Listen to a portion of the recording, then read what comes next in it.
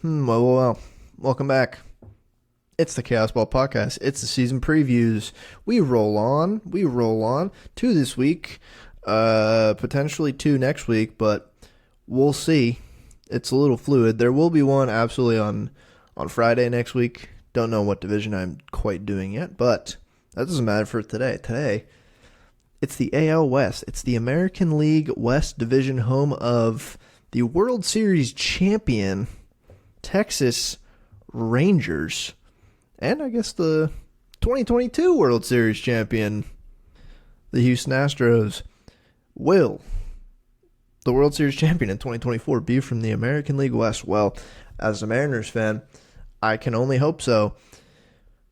And the first team I'm going to talk about in this division likely won't win the World Series this year. It's the Oakland A's, and I will just kick it off immediately by talking about the Oakland A's because I don't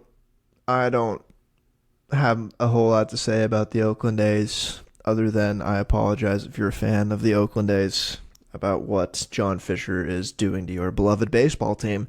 And just right before I get into it, no Mariners preview in this episode. I think I mentioned that. They're going to have their own preview. It's going to be the last one. It's going to be about a week before opening day, and that's going to probably be an hour and a half length episode like this, but just talking strictly about the Seattle Mariners, because after all, this is a predominantly Mariners podcast, the Mariners podcast on the internet, if you didn't know. But let's kick it off with the Oakland A's. Now the A's, spoiler alert, they weren't good last year. Will they be good this year? Likely not. Are they really trying to be good? Well, from the top of the organization where it matters most, no, they're not trying to be good. But I still think there are people in the organization who are attempting to win games. It is their job to put a winning team on the field with the little resources that they have. And honestly, I mean, this team, I'm looking at it, I think it's better than last year's team, and the projections agree. They went 50-112 in 2023. Ooh, so bad. Their Pythagorean was 49-113. That is bad. The really tough part, and why it's very different from past A's teams, is their farm ranking, according to Keith Law, is 30th. It is last. And they did graduate some prospects from their list last year, but even with those guys, it still wouldn't be a very highly rated group, and that is pretty embarrassing and really speaks to how stripped down this organization has become. Because you'd think with the amount of draft picks that this team has had, high draft picks, the past decade, you think they'd have some better prospects, even in just the past 5-6 years when they've been quite bad. No, there's just a glaring lack of top end prospects here. But they have a couple interesting players that I'll talk about. But the projections are saying they're still going to be a bad team. However, not terrible. I mean, Pacoda has them going 64-98, which is really bad. Better than 50 wins, though. Fangraphs has them winning 71 games, which is 6 less than they have the Angels winning, which I think is kind of fascinating. 2.5% playoff odds to Pacoda's 0. So Fangraphs must like the young players on this team a little bit more than Pacoda. I would assume that's the reason. I don't really know why there'd be such a big difference. That's a 7-win difference, which they could both be wrong, and they could win in the 50s again. Who knows? But just top down, what's their lineup looking like? From 1 through 9, Ryan Noda at first base, Zach Geloff at second base, Brent Rooker at DH, Seth Brown at right field, Shea Langoliers at catcher, J.J. Bleday in left field, Estuary Ruiz in center field, Abraham Toro at third base, and Nick Allen at shortstop. Now, just real quick, if you don't know who a lot of those guys are, I do not blame you in the slightest. A lot of them are not amazing MLB players, and a lot of them just debuted last year. So of the interesting guys, honestly, the top three in the order is interesting enough to me. Ryan Noda, I think, came over from the Dodgers, if I remember correctly.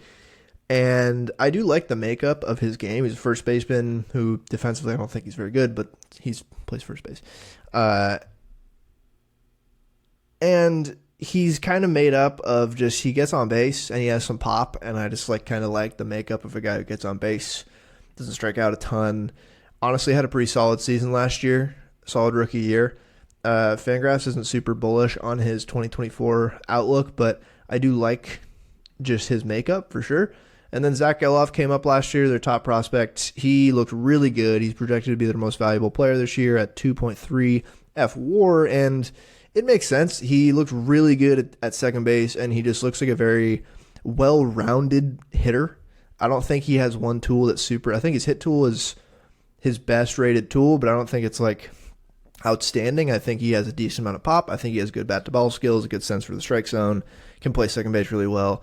I'm looking forward to watching Zach Geloff, actually. In the games that the Mariners play the A's, I will be watching Zach Geloff with more interest, and likely not much. Probably won't be watching a whole lot of A's baseball this year outside of when they play the Mariners. And then Brent Rooker they have starting at DH, and I think that's just he played a lot of corners last year. I think he'll play a fair amount of left field and right field again this year. I don't think he was great in right field, and he proved to be just a really solid hitter at the plate, a guy who can hit the ball really hard when he hits it. I really like this type of player. I think there's things to be improved upon in his game, but I really like him. He's also a really good tweeter. I think he's one of the better tweeters in Major League Baseball, but he had such a good year last year. Struck out a ton, walked a fair amount, a little above league average, but he hit 30 dingers. And again, I'd like to see the strikeout rate come down a little bit, but when he hit the ball really hard, and I like that. I just like him as a person. He's kind of a funny dude.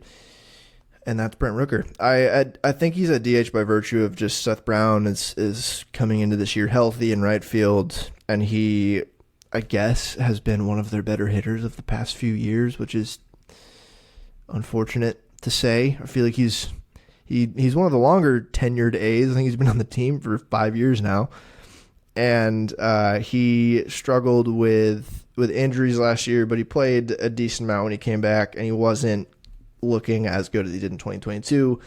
So maybe he has a slightly bounce back year, but even in 2022, he was kind of also not a great defensive guy, but strikeouts a decent amount, but when he hits the ball, he can hit the ball hard. Just similar to Brent Rooker, but from the left side of the plate. And then the only other guy I'm really going to talk about is Shea Langoliers here. JJ Bleday, sure, in left field, why not? Abraham Toro, one of the sexiest men in the league at third base, Mariners legend, sure. Echeverry Ruiz, I don't really believe much in his bat, but he is insanely fast and steals at what seems like literally every opportunity he can get. He stole 67 bags last year, and Fangraphs is projecting him to steal over 50 again this year. That's what he'll do. And then Nick Allen, shortstop, really not a good hitter, but really good defensively at short. Pretty nice to watch over there, pick it at shortstop. And then, Tyler Soderstrom, that's the only other guy I want to talk about of this offense. One of their top prospects who came up with Geloff last year. He came up as a catcher. I don't think he projects to be a catcher long term. I don't think the defense is really good at all. But his main tool is his bat. He had a really rough start to his major league career. Very small sample. I think he only really played the last month and a half. Really didn't look great at all at the plate.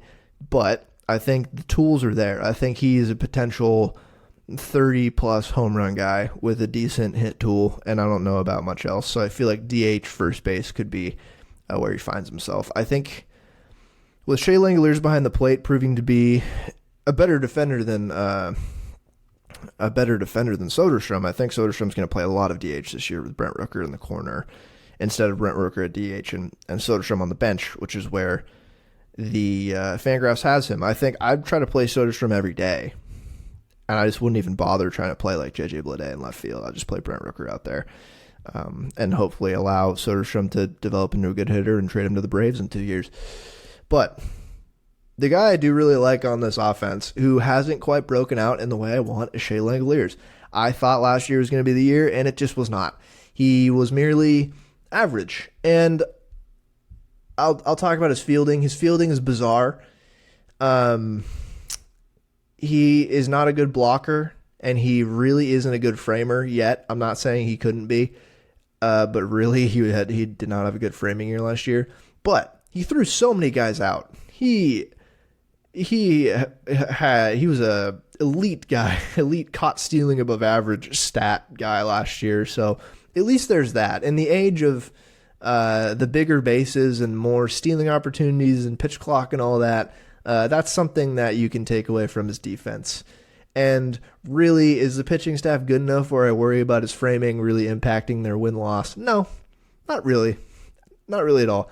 And then batting-wise, he profiles as a kind of classic catcher in terms of his hitting and what he can offer. Low average, likely, high strikeouts, but he can hit the shit out of the ball. He can hit the absolute piss out of the ball. I'm trying to figure out why he had such a poor year last year. Because I've looked at his numbies, and he didn't, he barreled the ball way more, like almost by over 3% in barrel percentage last year. He was hitting the ball harder. His hard hit rate was up about 6%. He struck out less, still above league average, but less than the year before. He walked a percentage point more, and yet his stats, his raw stats, look virtually identical. He just played more games, so he got more counting stats. Like, he hit 22 home runs in 490 plate appearances. Like, that's fine. He was barreling the ball more, all that stuff I said. He was whiffing less. Also, he was chasing less. His chase rate was down. He was swinging at good pitches in the zone. What I think happened, as I look at his Baseball Savant page, his chase contact percentage was up 50%. So he was chasing less, but when he chased the ball this year outside of the zone, he hit it more, which just makes me think that was because generally if you chase and make contact, unless you are Yordan Alvarez or Shohei Ohtani, it's generally bad, the batted ball. It's generally a very soft hit ball. And then you look at his swing take metrics and where his run value came from this year, -3 in the heart of the plate, which is weird, and -18 in the shadow, which is right on the edge. And that is where, like, yeah, if Yordan Alvarez swings at that, he can hit that for a home run a lot because he's ridiculous. Most people in the league who swing at a shadow pitch will hit a soft grounder, soft fly ball, and get out. -18 runs on the shadow pitches for Shea Langoliers last year.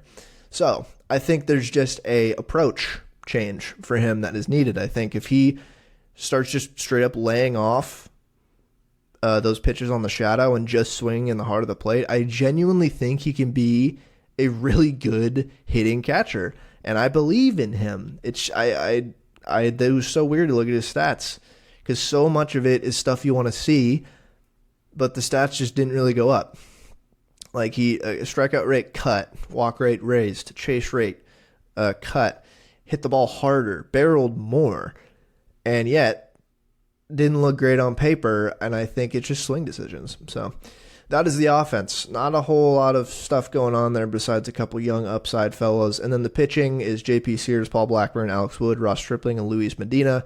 I don't want to talk about them. They're not great. They will pitch innings. And then the bullpen, the only person I want to talk about in these bullpen, besides Trevor Gott, shout out to him, Mason Miller, one of their top prospects, absolute flamethrower, got hurt last year, was out for a lot of the year, but he projects to be back this year, and I recommend you tune in to watch Mason Miller. And that is it for the A's. I'm not going to waffle about their X factor is Generation Z. Shout out to Gen Z. I am Gen Z. And that's their X factor because most of this team is Gen Z. That's what they're going to be relying on this year. So go off. And then their over-under, according to DraftKings, is 56.5. And I'm going to take the over. I think that's a really low under, especially where the projections have them. So I'm officially taking the over, 56.5 on these A's. I don't think they're really going to go farther than like 66 wins, but we'll see. We shall see. And we'll move on to the team projected to get fourth in this division, the Los Angeles Angels, which I want to reiterate every time I mention the Angels, Los Angeles Angels. That is a lie. I think most of their misfortune is because they're cursed, because they're changing their name to Los Angeles, and that is false advertising. That should be illegal. You can't just lie to the people you're marketing to.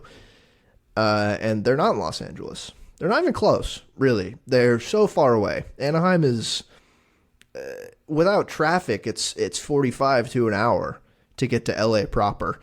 And it's even from Anaheim with no traffic to get to LA County, it's like 25 minutes on the freeway. Like it's just a big fat lie. And boy, this team was active this offseason. Like genuinely, I think Perry Minasian might be a good GM. I just think he is in a shitty situation with a shitty owner, and he inherited an infrastructure that I think is bottom tier of this league. They went 73-89 last year, right on with their Pythag. And remember, they had Shohei Ohtani on their team last year. You know who that guy is. He had a really good year. He won MVP. Did it matter? It didn't at all. They really went for it at the deadline. I was on record when they went for it at the deadline and traded for guys to try to help them push for the playoffs. I was on record saying that was the correct move. Not everyone, but the majority of people I see online clown them for that. And I get it. I understand why. It's easy to dunk on the Angels, but I genuinely think that was the correct move because they knew they weren't going to sign Shohei Ohtani again in the offseason. That was their last 2 months with him on the team. Why not? Why not try? What if you randomly snuck into the playoffs as an 84-win team and went to the World Series? You're saying, that's improbable. Look at the Diamondbacks, for Christ's sake. It can happen. So, whatever. Looking forward to this year, Pacoda's projecting them to go 74-88, and Fangraphs is projecting them to hover around 77-85. So, middling to bad, and I don't necessarily disagree, but I don't think this is a bad team, to be honest. I think this team... I don't think the ceiling is insanely high, but I also don't think I don't think it's that bad of a team. I think losing Shohei Ohtani hurts a little bit for sure. But hopefully Mike Trout is healthy the whole season or most of the season. He's healthy coming into opening day. That's nice. He's my X factor for this team because a healthy Mike Trout the past few years, when he's played, he's been very Mike Trouty and been really good. He just hasn't played very much. Fangraphs has him projected for 4.3 F4, which is super modest for Mike Trout. I think Mike Trout could still put up a 6-WAR season. I still think that can happen if he plays the whole year. And I genuinely think they could be a spicy little team that wouldn't necessarily make the wild card, but could really make life annoying for the Astros, Rangers, and Mariners, who have higher hopes than the Angels. I think this could be a thorn in the side of those teams this year if Mike Trout's healthy. And then their lineup, and I'll get into their signings after their lineup because most of their signings were relief pitchers. Their lineup is as follows: Mickey Moniak in right field, Nolan Schanuel at first base, Mike Trout in the 3-hole, center field, Anthony Rendon, the man who might play baseball this year, at third base, Taylor Ward at left field, Brandon Drury at DH, Luis Rengifo, the Mariner killer, at second base, Logan O'Hoppe at catcher, and Zach Neto in the 9-hole at shortstop. Mickey Moniak had a crazy good year last year. I saw him hit like a 420-foot bomb at Angel Stadium against the Mariners last year. Ridiculous. I don't think he's going to repeat. I don't believe in Mickey Moniak one bit. I think that was an anomaly. Moving on. Nolan Schanuel, one of the numerous prospects that was not a prospect for very long in the Angels organization. He got drafted last year and made his debut last year and honestly really held his own. You can kind of see why. He's just seems like an on-base machine.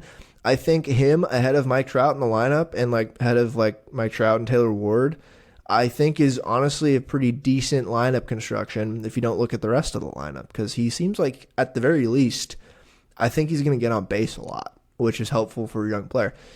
And then Mike Trout in center field. Again, I just touched on Mike Trout. I don't need to talk about him. I imagine he'll see plenty of DH this year as they try to prolong his career.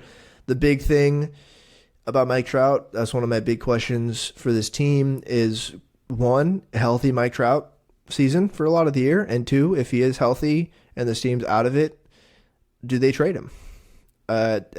Mike Trout was the most vocal I've ever heard the man this offseason, talking about the state of the Angels at least. When he's vocal, he's talking about the weather, the Eagles, hunting, his wife, his kid, or baseball. This time, he was actually kind of criticizing the Angels, which is, I would shit my pants if I was in that organization. Be like, you got the man who doesn't say anything controversial to say something almost controversial. Like, good Lord. I think you'll see some DH time as they try to protect his legs. I think he'll still play a decent amount of center field, but I just wonder if he gets traded. And then Anthony Rendon, I don't even know. I'm going to not talk about him. I don't know what to project Anthony Rendon for. I'm not going to make an ass of myself trying to predict what he's going to do this year. He might get hurt. He might not play baseball again. Who really knows? Taylor Ward in left field. Taylor Ward has just been a pretty solid hitter past few years for this team. He's been fine. I don't think he should be one of the best players in your lineup, but I do think he's a fine bat. He's been a very serviceable corner outfielder for this team for the past couple of years. Fangraphs, again, is going to project him to be a slightly above average player, and I don't disagree with them. He had a really good 2022. Stats took a little bit of a dip last year, played less games, though. I think his if he played the same amount of games in 2022, I think he would have been closer to those stats because he looked just as good, I would say. In that sample, I think he had a little bit of bad ball luck as well. And I think the injury really limited his power when he came back. So I don't necessarily hate Taylor Ward hitting in the top of this lineup next to Mike Trout and like Shenuel and Rendon. That's not terrible. Brandon Drury, they have at DH. He can play second. He played a lot of second for them last year. He can play in the outfield. He's a guy I thought the Mariners should have signed going into last season because he has just been he had a really solid year at the plate last year. He is just a really interesting like journeyman at this point who's bopped around, and then the last couple of years he's really found his footing at the plate and been like a pretty above average hitter who can play a couple different positions. If the Mariners signed him to play second base last year, I mean, that would have went better than Colton Wong, and who's to say what would have happened if they had Drury at 2.5 wins at second base last year as opposed to what the Mariners got at second base last year. Just saying.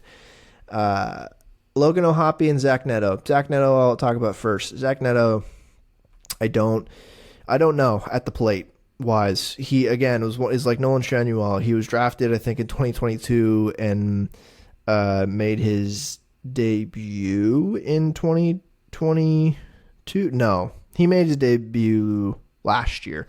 But again, that's 1 year in the minors. They promoted him to be the full-time shortstop, and I can't say he handled it poorly. Offensively, I think there's a long way to go. I think he profiles more as like a ceiling-wise average hitter and gets a lot of contact, but with solid defense. He looked pretty good at shortstop last year, so that's a fine floor for a young player to have. And then there's Logan O'Hoppe. He, unlike the other prospects on this team, actually spent a decent amount of time in the minors before making his debut, and he looked really solid last year at the plate for the Angels. He started as the opening day catcher, looked really nice at the plate, and then tore his labrum in April, and he was out until September. or August. I think it was August. It was his throwing shoulder labrum, which is tough as a catcher. You kind of want to be able to throw to second base. That's helpful. He looked pretty solid last year at the plate, and I feel like there's a reasonable expectation that he will improve a little bit at the plate last year. Just looked like immediately solid.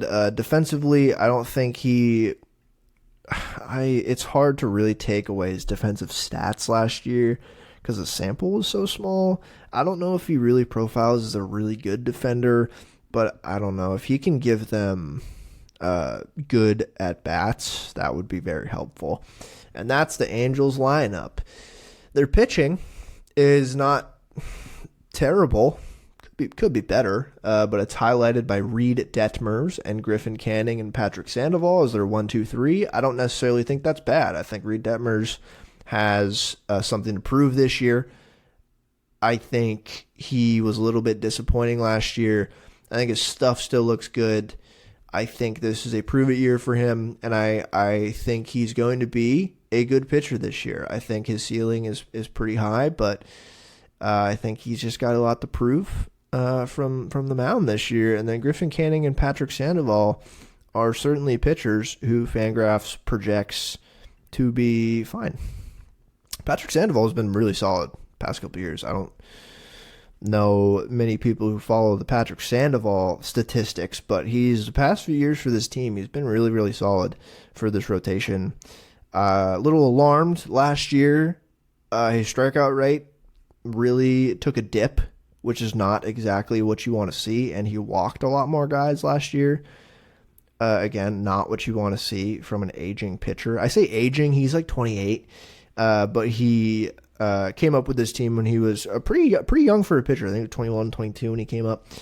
And he just is really solid command-wise. He has a pretty deep arsenal of not amazing pitches, but he can command it pretty well, which is, again, why I was a little concerned why the walk rate went up last year. So maybe he can bounce back. Maybe it just evens out, and he's a perfectly fine average starting pitcher. And then Tyler Anderson and Chase Silseth. Chase Silseth, another Angels prospect that came up really quickly after getting drafted in 2021. Don't really think Chase Silseth is going to be anything super special. He has a couple interesting pitches, I would say, and I feel like he's okay in the 5 spot at this point in his young career.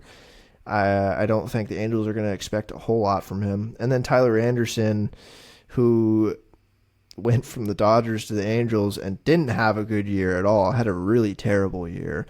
I think that might even out a little bit, but I think Tyler Anderson might end up being the least valuable pitcher of the 5 this season. And then their bullpen is actually really interesting. Carlos Estevez had a year last year that was pretty solid in the closer role for them. Matt Moore as well. Matt Moore, he was a guy I wanted the Mariners to sign, which they didn't end up kind of needing him. But Matt Moore had a very solid year in relief this year. He is ever aging, and so I don't necessarily love the projections for him this year. He got traded a bunch last year, and then the Angels signed him, and I feel like he's going to be okay. And then they have a couple other guys. They signed Adam Simber. They signed Jose Cisnero. Oh, they also signed Zach Plesac, I should say. So he might start a few games for them this year as well. But then who else did they sign? Adam Kolarek, Luis Garcia.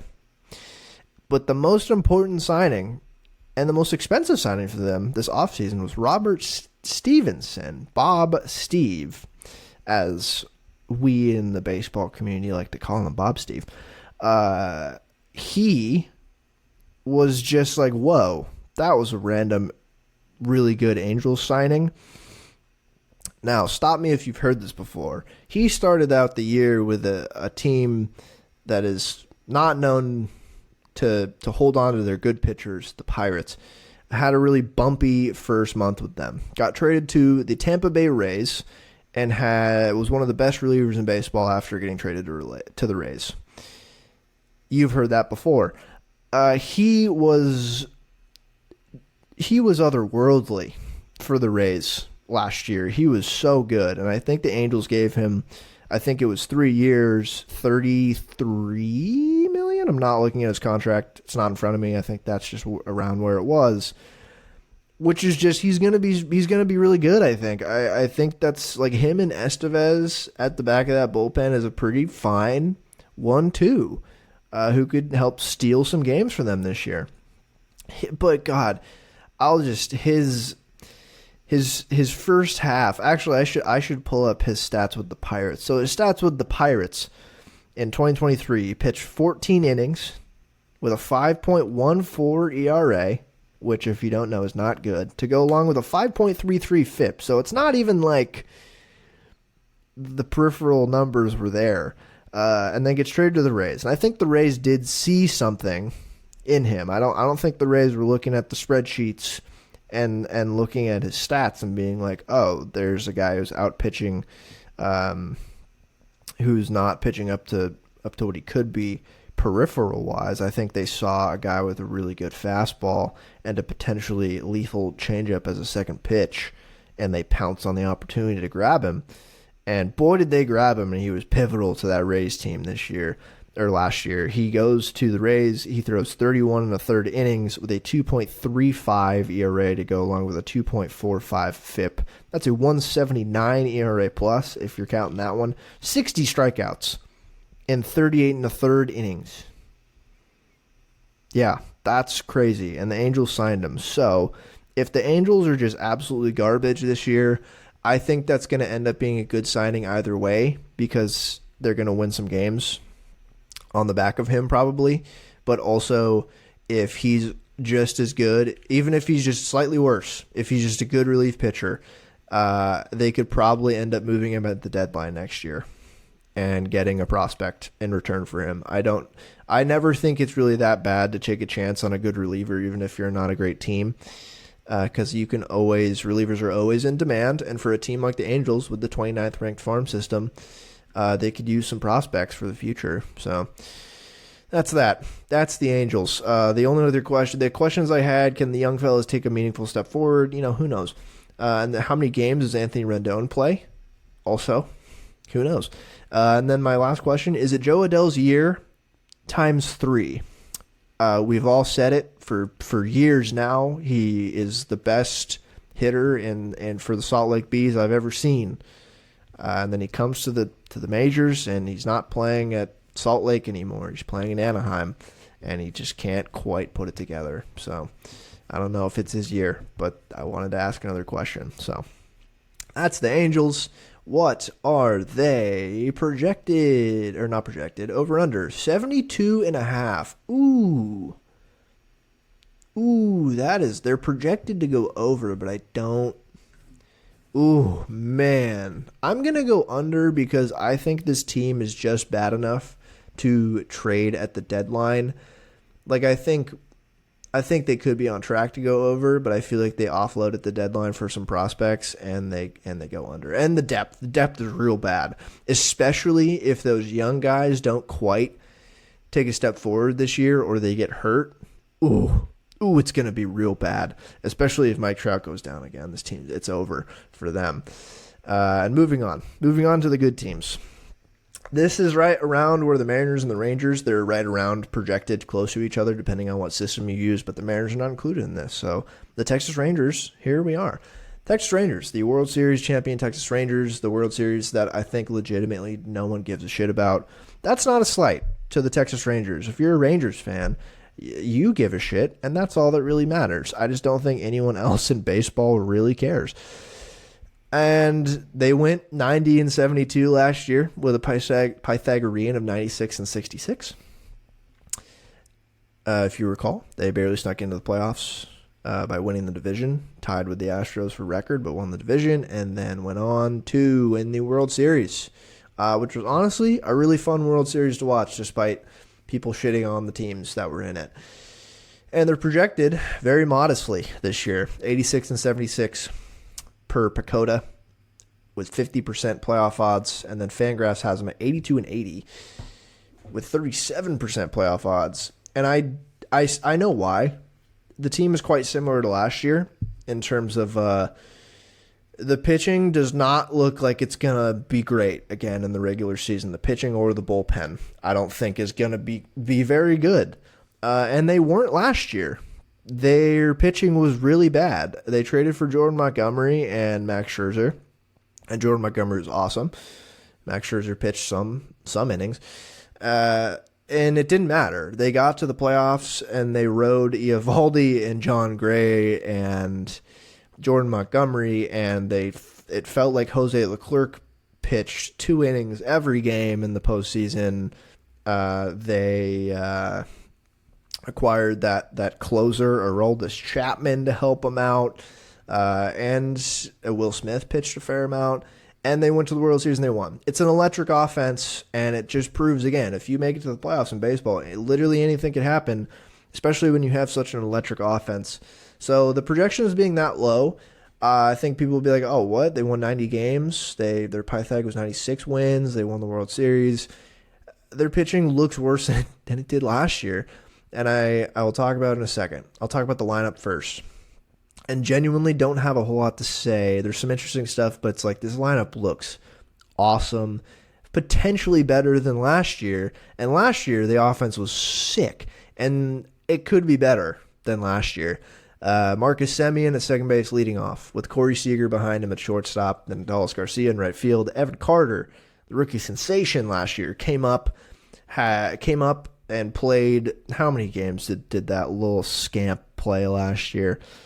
Yep, came up in September, played 23 games, had a 180 WRC plus. He was absurd. He put up 1.3 WAR in 23 games as a rookie, which is absurd. And then had a really good playoffs and won the World Series.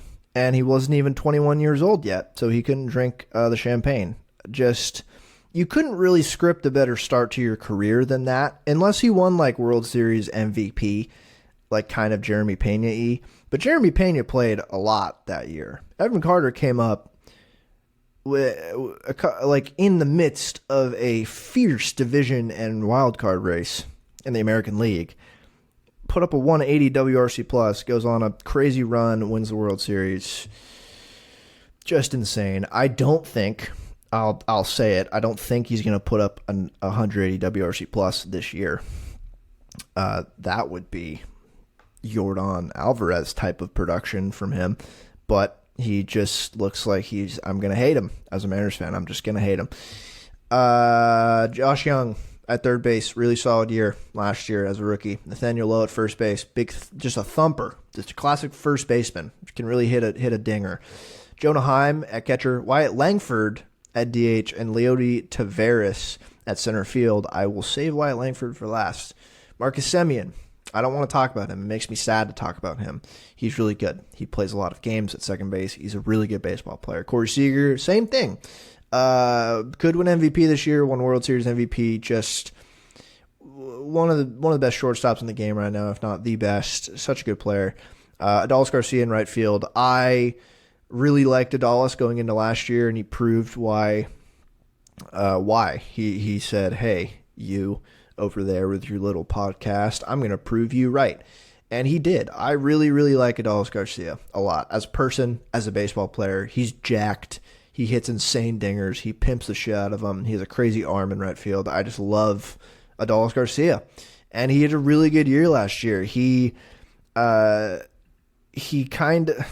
What did he do last year? I mean, the expectations, I think, were for him to kind of remain where he was, because he had put up really good seasons in 21 and 22, stole a decent amount of bags.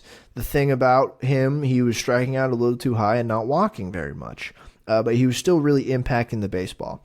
And what he did this year is the same thing. He impacted the baseball more. He made better swing decisions, but he raised his walk rate by about 4%. Put up 124 WRC plus, 4.8 WAR, 9 steals. Just played the whole year. Really good year from him. And solid defense in right field. And then, yeah, Evan Carter is, like I said, I'm going to hate him. He profiles as a very hit toolsy kind of outfielder. He's really fast with some decent pull side pop. I would say 15 and 20 home runs is a solid projection for him. He doesn't have a tremendous amount of power, and he's really tall, like long levers, but he's not very big. So I feel like he could add power to his frame, but that could eliminate maybe his best tool. It's his speed. He's super fast, and just looks like a guy who's going to hit for like a decent average, put a good swing on the ball, but get on base at a really high clip. And that mixed with his speed is going to make him a really, really pesky man on the base path, a really solid outfielder, just a really good player, I think, for this Rangers team. And then Josh Young, really good rookie year last year at third base for this guy. He was a highly touted prospect for them coming up, and he kind of did everything you could ask for him last year. He just looked really nice at the plate. He hits the ball really hard, and that's it. He played good defense, and he hits the ball really hard. That's Josh Young. I think he could stand a walk more. He's a very free swinger, but I appreciate that about him. I think it's fun. Nathaniel Lowe, I mean, he hits a lot of home runs. Jonah Heim, who I think is likely going to be somewhat of a league average hitter, but Jonah Heim is a really, really good catcher. He's an elite pitch framer, really solid presence behind the plate. I think that despite the really poor pitching on the team last year, I think he does enough to elevate the pitching staff from a catching perspective, because he just looks like one of the best defensive catchers in the game. I don't think he's especially a very good blocker, but I don't care much about that. He was an elite framer, and he threw a lot of guys out last year. So a really stable presence for them behind the plate. And then Leody Taveras, center field, again, just kind of looks like he had a really good, somewhat breakout year, I guess. I mean, you could call it a breakout. He has been around for a few years, but he raised his offensive numbers a little bit last year. He struck out less. I think he, like Jonah Heim, profiles as a field first guy with some speed, decent amount of power, but can play really good center field. I think he's a league average bat with a good center field. So both those guys at the back of the lineup, if they're just league average, they're not being asked too much to do anything at the plate. Just if they're league average, that's huge. And I think they're going to be. And then the really interesting projection from Fangraphs, which there's a consensus around the league that this could totally happen. Wyatt Langford in the 8-hole and the DH spot for the Texas Rangers to start the year. They have him breaking camp and starting the year in the DH spot. He was picked last year, picked 4th overall. Looked like one of, if not the best hitter in the draft. I think Dylan Cruz probably was the best pure hitter, but I think Wyatt Langford offers you elite power and to go along with a pretty good hit tool. Looks like a really good fastball hitter. Just like he's huge, he's beefy. Profiles as a guy who's going to hit a lot of home runs from the right side of the plate. Defensively, he's like a corner outfielder. I don't know what he's going to be defensively. Like, they obviously have him as a DH, which I think is fair. I don't think they have a DH, really. I think it's perfect for him because they didn't really have an out-and-out DH. Well, they did last year, Mitch Garver, but he's not on the team anymore, probably because they really believe in Wyatt Langford. And I don't disagree. Every prospect analyst I've heard talk about this guy is so high on him. He rose, 3 levels of the minors last year and put up really good numbers in each level. Really walked a lot in the minors, which is, if he walks a lot, it's going to give me headaches. But if he can do that, oh man. And I think it's just a different era in baseball now. It's like a lot of other sports. These guys are better at a younger age, and they're not going to have to see as much time in the minor leagues. And there's more incentive now with the rule where if you have the guy win Rookie of the Year. Your guy win Rookie of the Year. You get a draft pick like the Mariners did with Julio, like the Diamondbacks will get with Corbin Carroll, who also started the year with the D-backs. There's more incentive to do this now. And I think Wyatt Langford is going to be one of the favorites for Rookie of the Year. I think Evan Carter is probably going to be the favorite. I think he might even be the betting favorite, to be honest. But Wyatt Langford will be up there, just a guy who might sock a lot of dingers. And that is the offense. And moving on to the pitching. My X factor for this team this year is pitcher health. Reason, I'll read you the projected opening day rotation. Nathan Eovaldi, John Gray, Andrew Heaney, the Heen Dog, Dane Dunning, and Cody Bradford. I'll start off by saying Cody Bradford I don't think is very good. And I'm not gonna talk about Cody Bradford anymore. Nathan Eovaldi, really interesting pitcher. I've really liked him the past couple of years. Been proven to be one of the best playoff pitchers ever, which is crazy. And had a solid year for the Rangers last year. He was just a good pitcher. Had a really good year. 2.5 WAR, 3.63 ERA, and 144 innings pitched. I have reason to believe he is going to regress this year, and Fangraphs thinks so too. They're projecting what looks like a fairly average 34-year-old pitcher regression year over year. They have him pitching more innings, but not being quite as productive, like ERA-wise, more in the fours, more league average trending. His velocity has been trending downward the past couple of years as he ages. He walked more guys last year. I don't disagree with the Fangraphs projections of him regressing, and with him as your ace, I don't think that's a good situation to start the year. Same with John Gray as your number 2, and then Andrew Heaney as your number 3. I think Andrew Heaney at this point is a third starter on not a very good team at best, and he's currently going to be their number 3 on opening day. And then John Gray, who, credit to John Gray, was a good pitcher at Coors Field for his time there. He was there for all of his rookie contract and really put up some good numbers in Coors Field, which is very hard to do.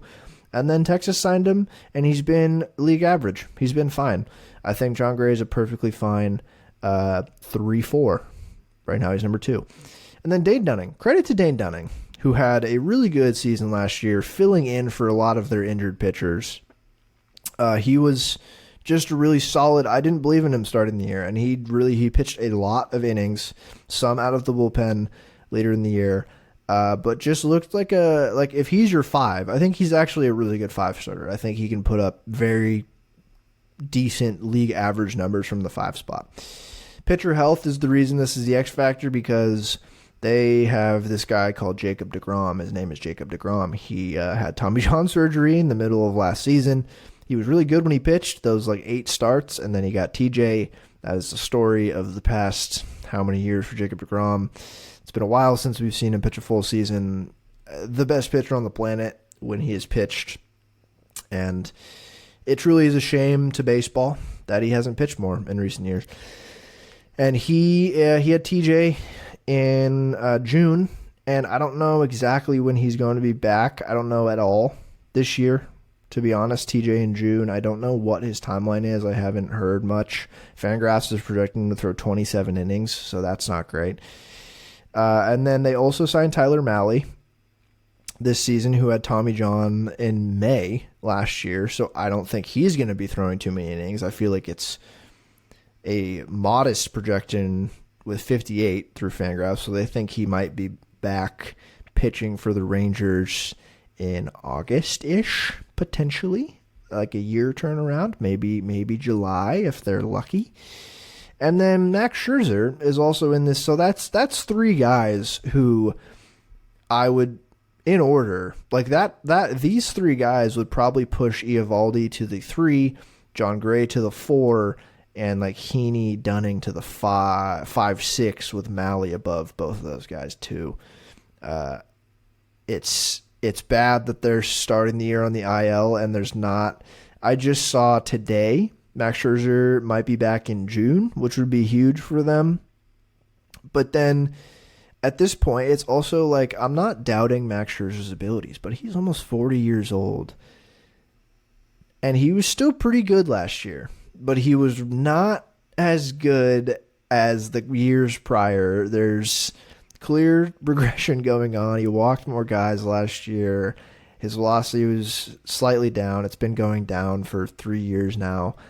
Like, I don't think you're going to get Scherzer back in June and it's going to be the MVP, the Cy Young Scherzer, but you get Scherzer back in June and he's better than Bradford, Dunning, and Heaney and John Gray. And even Nady Eovaldi. He's probably better than all 5 right now, at least by a little bit. So the X factor is pitcher health. This team just needs to tread water until then. And, I mean, at least they have a crazy good offense. And then they signed to the bullpen this season David Robertson and Kirby Yates, who David Robertson had a really good year last year, has been in the league for a while as a solid relief option, but he's also 39, and I think he could absolutely fall off a cliff this year, and I would like to see that. So their bullpen crumbles. Their bullpen was so bad last year. So, like, does it really matter? Their bullpen was awful last year, and they made the playoffs and won the World Series. So does it even matter? I don't know.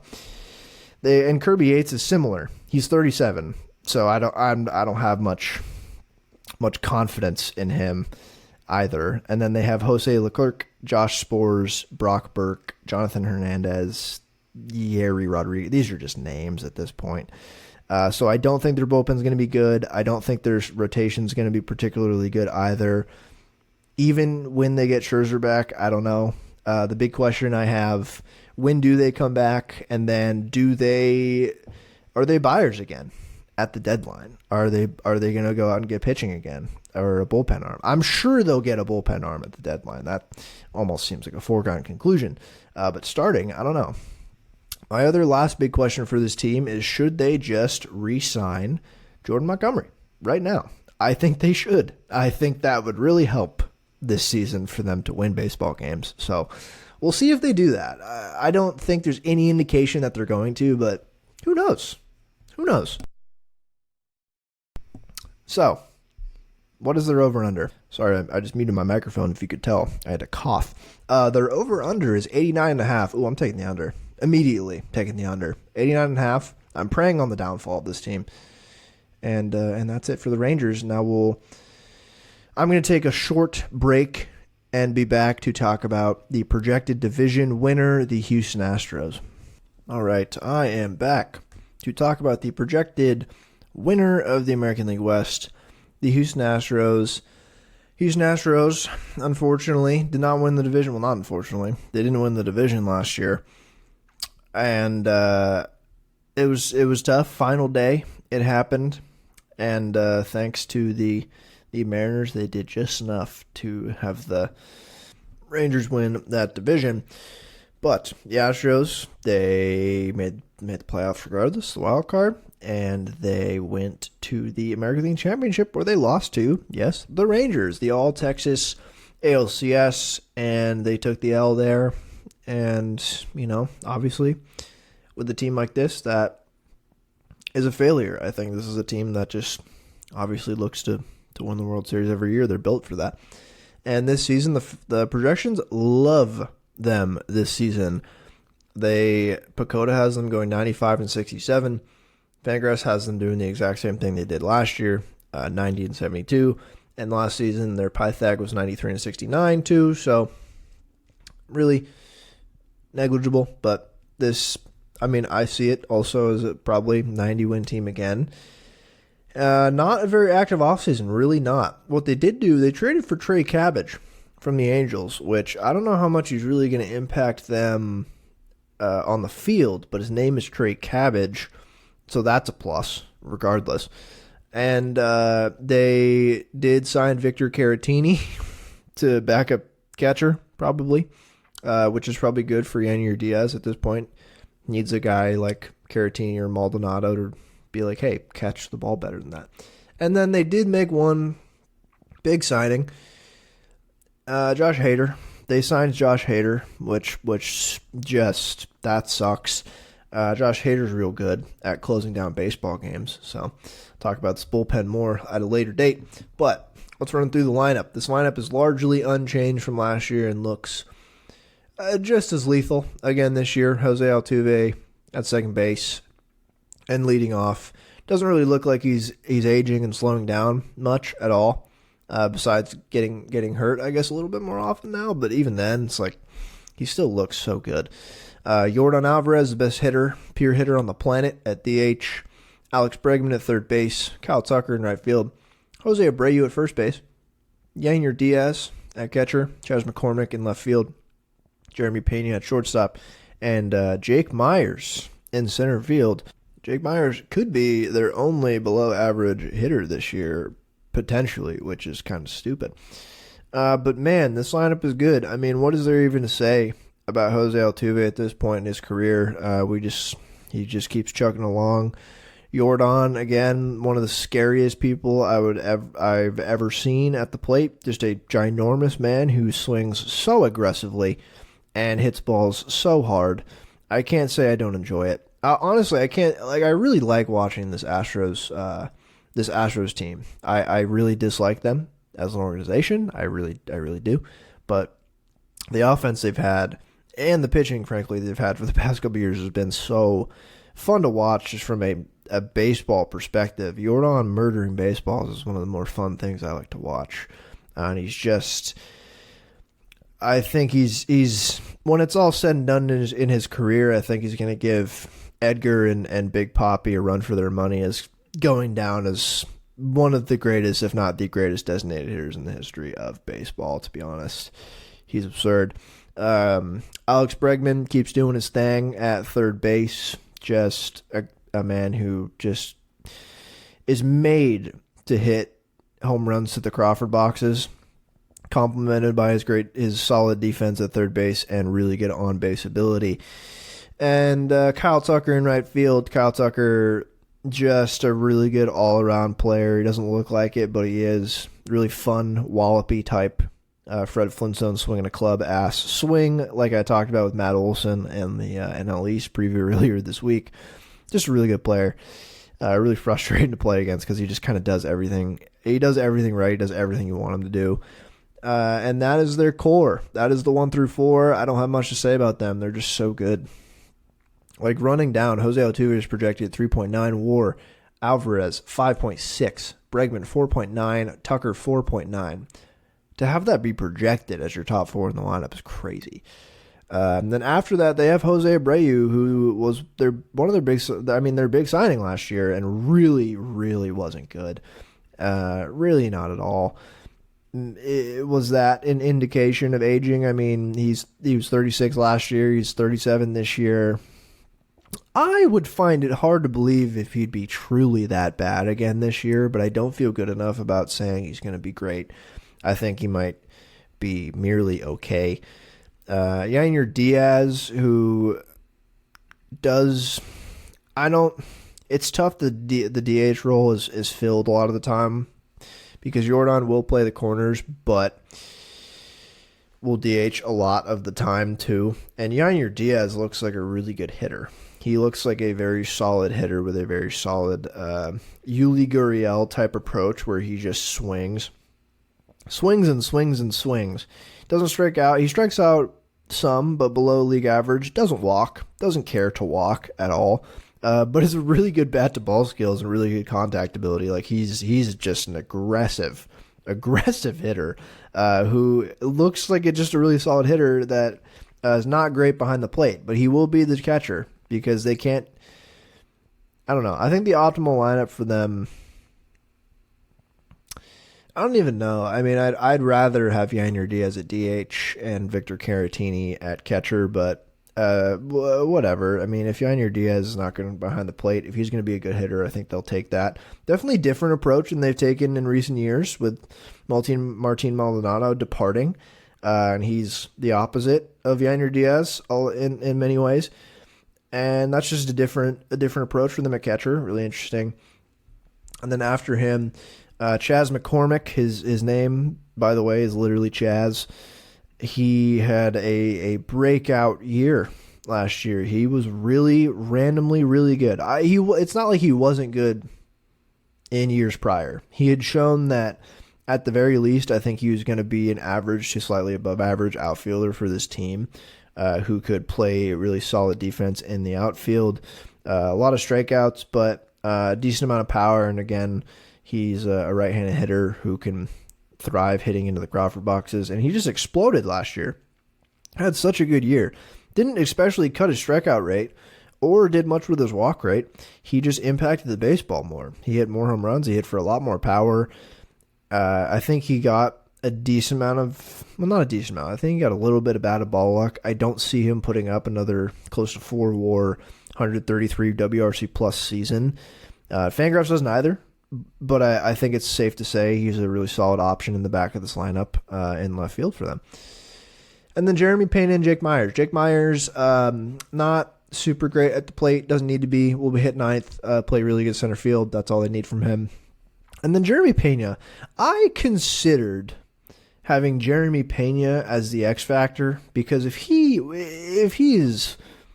if he puts up like 6 WAR? What if he's just one of the best shortstops in the league? What if he skews closer to what we saw in his rookie year than last year? He did not take the step that I'm sure the Astros really wanted him to take last year after his really good rookie year and then winning World Series MVP.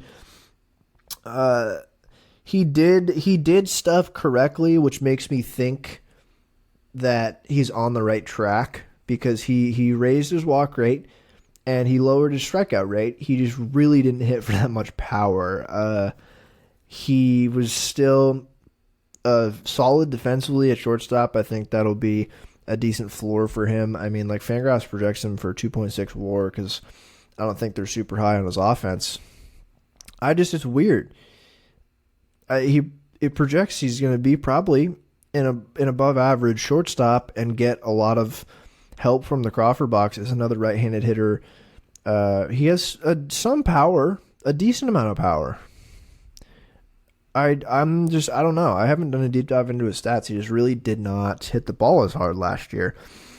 And I don't know. I think in that ballpark, being good defensively, I think that's a decent enough floor for him. And again, there's not really any pressure on him to be like the guy on this team, which is good.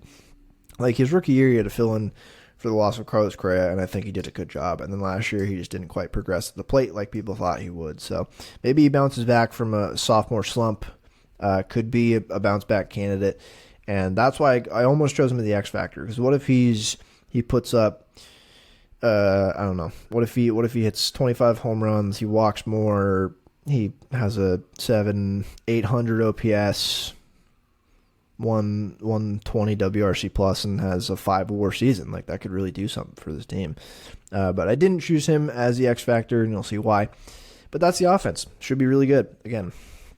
And then going to the pitching, which I think is shakier now than it has been in recent years. I think going into the year, I don't think this pitching, the starters, I should say, is a little rocky. Highlighted by Framber Valdez at the ace spot, who I will talk about more in a second. And then Christian Javier, Justin Verlander's maybe for opening day. I don't think they even know at this point if he's going to be in the rotation at opening day. Even if he is, I think probably Framber's still the starter. But he is like shoulder soreness for such an old man as he is. That's not an ideal situation. So I think they'd slow play him, if anything. I don't think there's any need to rush him. I think they'll be fine without him until they can get him back.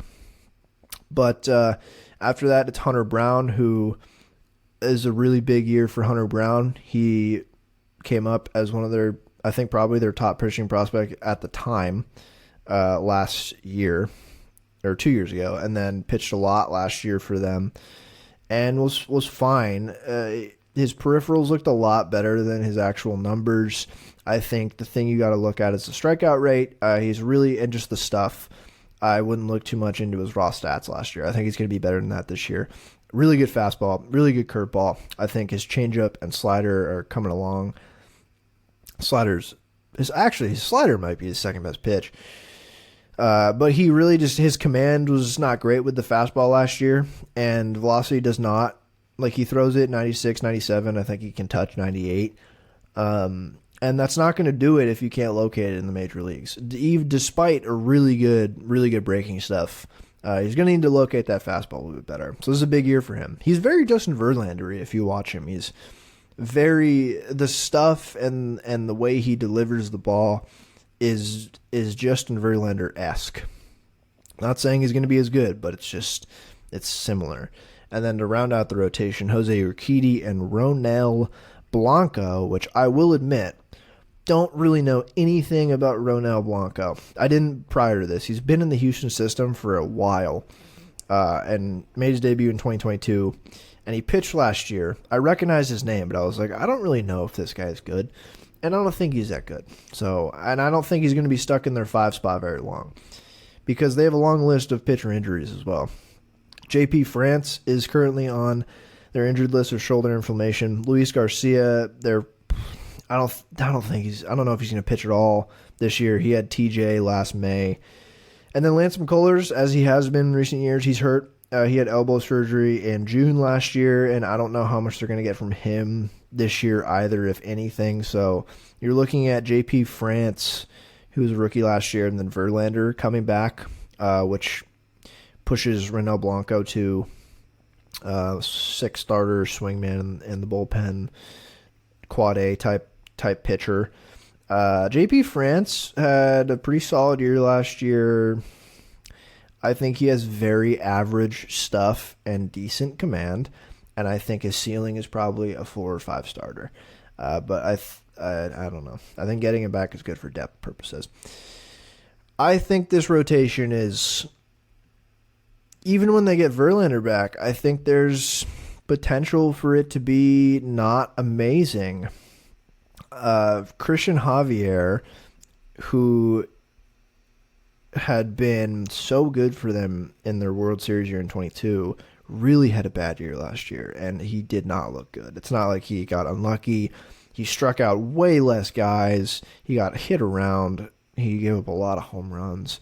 Really didn't look good, so I'm not super confident in him going into this year. And then Framber. Framber's my X factor for the reason that with the Verlander question marks right now and him aging too, and the other question marks with just this rotation and how good they're going to be, they need Framber to be an ace like he has been in the past, and he was good last year. It's one of those things where if you look at the raw numbers, he put up 3.45 ERA, 4.3 FWAR over the whole year, but a lot of that really good value came at the start of the year.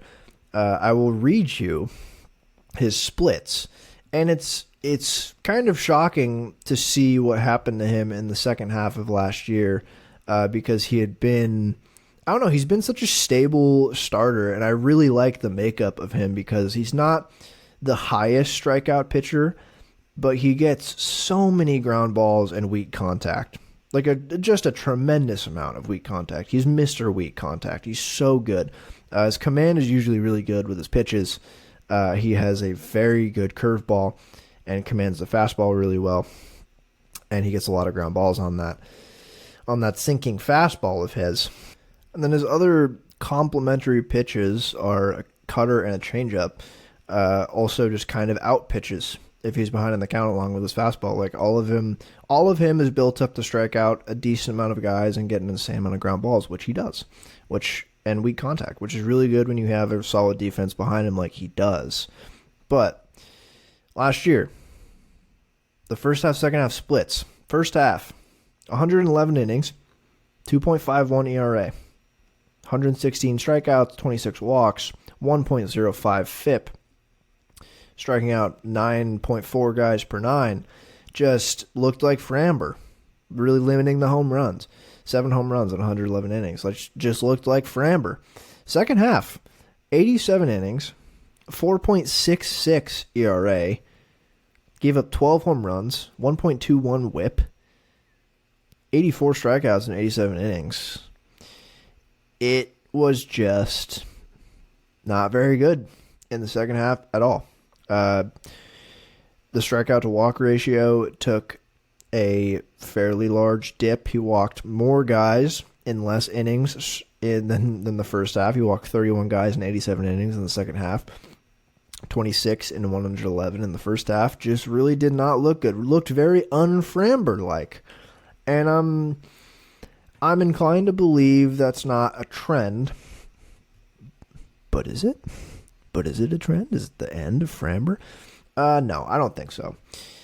I do think this is why he's the X factor, because he needs to be that ace of this rotation if they want to really, really be a great team. I think they're still going to be very good regardless, but they need Framber to not have a second half like that again. I think that was a decent part of why they didn't outright win this division again and why it went down to the wire and they ended up losing the division.